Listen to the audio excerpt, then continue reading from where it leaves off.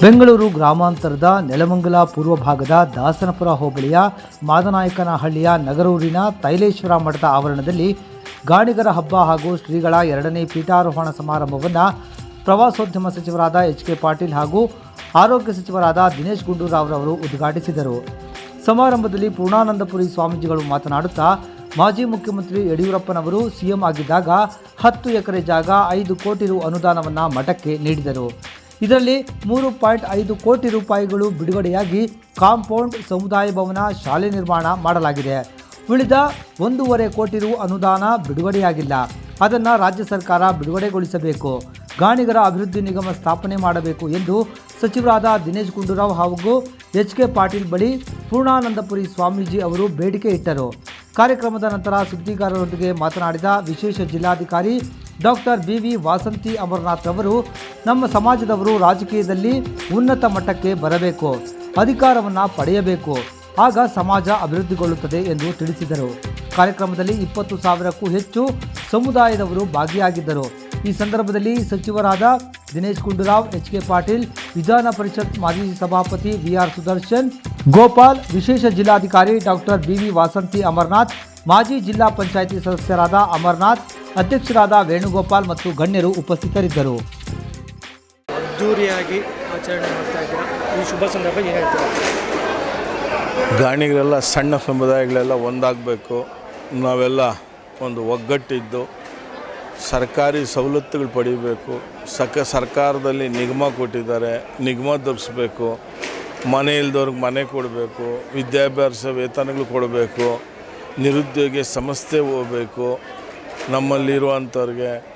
ಆಮೇಲೆ ನಮಗೆ ಕುಲಕಸಬು ಮಾಡಲು ನಮಗೆ KDBನಿಂದ 5 ಗುಂಟೆಯಿಂದ 2 ಎಕರೆ ತನಕ SC STಗಳಿಗೆ ಕೊಟ್ಟಂಥ ಅನುದಾನದಲ್ಲಿ ನಮಗೆ ಕೊಡಬೇಕು. ಇವು ನಾನಾ ಬೇಡಿಕೆಗಳು CM ಅವ್ರು ಬರಲಿ ಅಂತೇಳಿ ಕಾಯ್ಕೊಂಡಿದ್ರಿ, DCM ಅವ್ರು ಬರಲಿ ಅಂತ. ಯಾಕೋ ನಮ್ಮ ಜನನ ಹಿಂದೆ ಮುಂದೆ ನೋಡಿದರೆ ಇವತ್ತಿಬ್ಬರೂ ಬಂದಿಲ್ಲ. ನಮ್ಮ ದುರಾದೃಷ್ಟ. ಮುಂದಿನ ದಿವಸಗಳಲ್ಲಿ ಒಂದ್ಸಲಿ ಮಾಡಿ ಕರೆಯೋಂಥ ಪ್ರಯತ್ನ ಮಾಡ್ತೀವಿ. ಯಾಕಂದರೆ ಸಣ್ಣ ಸಮುದಾಯಗಳ ಬಗ್ಗೆ ದೃಷ್ಟಿ ನೋಡಬೇಕಾಗಿತ್ತು ಅವರು. ಆ ದೃಷ್ಟಿ ನೋಡಿಲ್ಲ.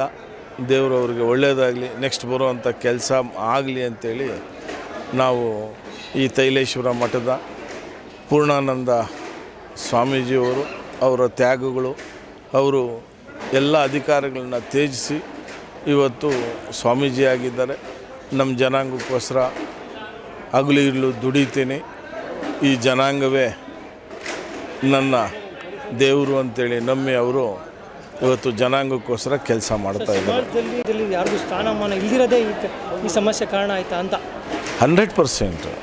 ರಾಜಕೀಯದಲ್ಲಿ ಯಾವತ್ತು ಪ್ರಾತಿನಿಧ್ಯ ಇದ್ರೇ ಒಬ್ಬ MLA ನಮ್ಮ MLA ಆಗಿದ್ದರೆ ನಾವು ಕರ್ಕೊಂಬರ್ದಿದ್ರೆ ನೀನು ಈ ರಾಜಕೀಯಕ್ಕೆಲ್ಲ ನಮ್ಮ ಮಠಕ್ಕೆ ಬರಬೇಡ ಅಂತೀರಿ. ಅವರು ಆ ಮಠದಲ್ಲಿ ಕರ್ಕೊಂಬರ್ತಾರೆ, ಒಂದು ಗ್ರೇಡ್ ಇರ್ತದೆ. ನಮ್ಮಲ್ಲಿ ಯಾರೂ MLAಗಳಿಲ್ಲ. ಆದ್ದರಿಂದ ಅವ್ರಿಗೂ ಯಾರೂ ಇಲ್ಲ ಬಿಡು, ಇವ್ರು ಎಲ್ಲೋದ್ರೂ ಇಲ್ಲೇ ಇರ್ತಾರೆ ಅನ್ನೋದು ಒಂದು ತಾತ್ಪರ್ಯ. ಏನಾದರೂ ಬೇಡಿಕೆ ಇಟ್ಟಿದ್ದೀರಾ ಸರ್ ಸರ್ಕಾರಕ್ಕೆ? ಏನು ಬೇಡಿಕೆ ಇಕ್ಕಿಲ್ಲ ಸರ್ಕಾರಕ್ಕೆ. ನಮ್ಮ ಅದು ಗಾಣಿಗರ ಅಭಿವೃದ್ಧಿ ನಿಗಮ ಕೊಟ್ಟಿರೋದನ್ನ ಸ್ಥಾಪನೆ ಮಾಡಿ ಅಂತ. ಈಗ ರಾಜಕೀಯದಲ್ಲಿ ಸ್ಥಾನಮಾನ ಕೊಟ್ಟರೆ ನಮ್ಮ ನಾಯಕರುಗಳು ಯಾರಿದ್ದಾರೆ ಆ ಪಕ್ಷದಲ್ಲಿ ಅವರು ಕೊಡಬೇಕು ಅನ್ನೋದು ಬೇಡಿಕೆ. ಒಗ್ಗಟ್ಟಾಗಿ ಇರೋದಕ್ಕೆ ಏನು ನಿರ್ಧಾರ ತಗೊಂಡಿದ್ದೀರಾ ಸರ್? ನಾವೆಲ್ಲ ಒಗ್ಗಟ್ಟಾಗಿರ್ತೀವಿ ಸರ್. ಏನಿವತ್ತು ಗಾಣಿಗರ ಹಬ್ಬ, ಒಂದು ದೊಡ್ಡ ಹಬ್ಬ, ಇದರಲ್ಲಿ ಉದ್ಘಾಟನೆ ಏನು ಹೇಳೋಕ್ಕೆ ಇಷ್ಟಪಡ್ತಾರೆ? ನಾವು ಈ ಕಾರ್ಯಕ್ರಮ ತುಂಬ ಯಶಸ್ವಿ ಆಗುತ್ತೆ ಗಾಣಿಗರ ಹಬ್ಬ ಅಂತ ಹೇಳಿ ನಮಗೆ ಮೊದಲೇ ನಿರ್ಧಾರ ಮಾಡ್ಕೊಂಡಿದ್ವಿ.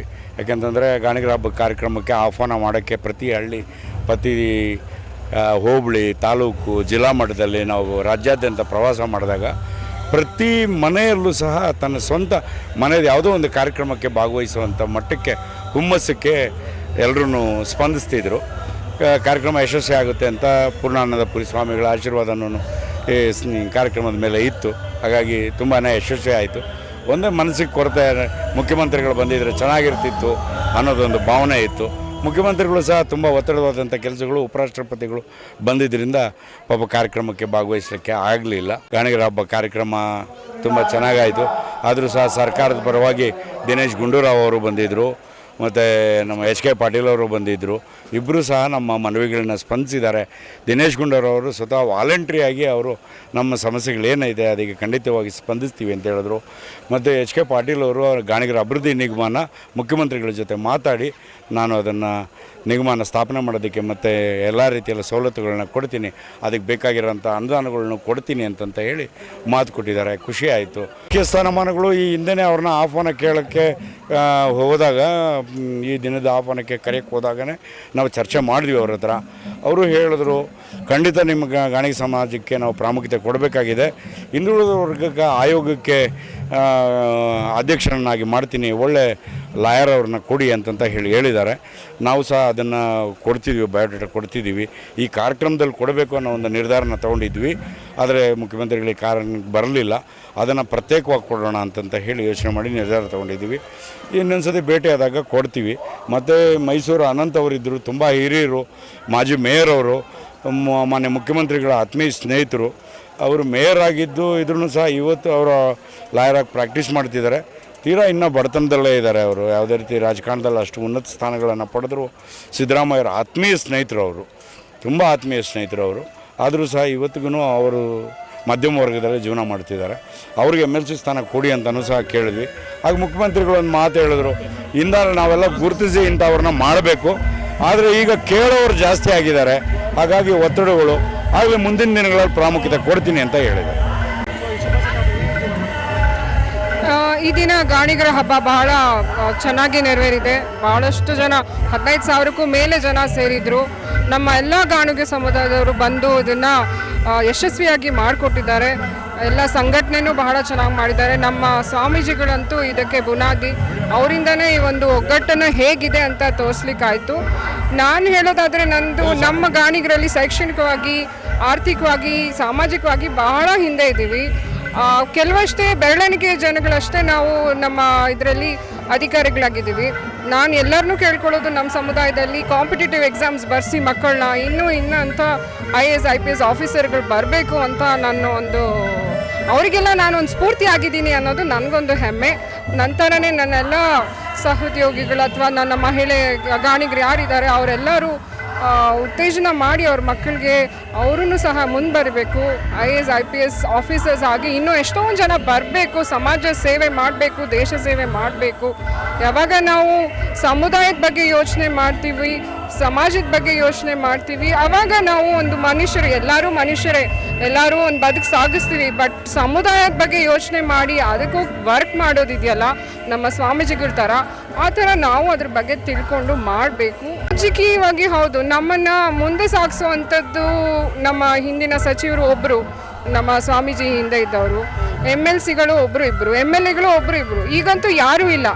ಅದಕ್ಕೆ ನಾವು ನಮ್ಮ CM ಅವ್ರನ್ನ, ಸರ್ಕಾರನ ಕೇಳ್ಕೊಳ್ಳೋದು, ನಮ್ಮ ಒಂದು ಸಮುದಾಯಕ್ಕೆ ಮುಂದೆ ಬರೋದಕ್ಕೆ ಒಬ್ಬರು ಒಂದು ಸ್ಫೂರ್ತಿ, ಒಂದು ಶಕ್ತಿ ಬೇಕಂದರೆ, ಒಂದು ರಾಜಕೀಯವಾಗಿ ಒಬ್ಬರು ಬೆನ್ನೆಲುಬಾಗಿ ಇರಬೇಕಂದ್ರೆ ನಮ್ಮ ಸಮುದಾಯಕ್ಕೆ MLC ಸೀಟ್ ಒಂದು ಕೊಡಬೇಕು ಅಂತ ನಮ್ಮ ಸಮುದಾಯ ಪರವಾಗಿ ಕೇಳ್ಕೊತೀನಿ.